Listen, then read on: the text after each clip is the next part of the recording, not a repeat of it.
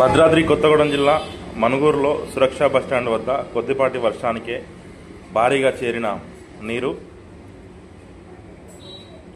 సురక్ష bus stand ప్రాంతమంతా అడుగుమేర నీరు చేరింది. ఈ మధ్యకాలంలో ఎప్పుడు ఇలా జరగలేదు. సుమారు 20 నిమిషాల నుండి కురుస్తున్న వర్షానికి మోకాళ్ళకు పైనే వరద నీరు. మనుగూరు సురక్ష బస్టాండ్ ప్రాంతంలోని దృశ్యాలు. నిలిచిపోయిన వాహనాలు, ట్రాఫిక్ జామ్.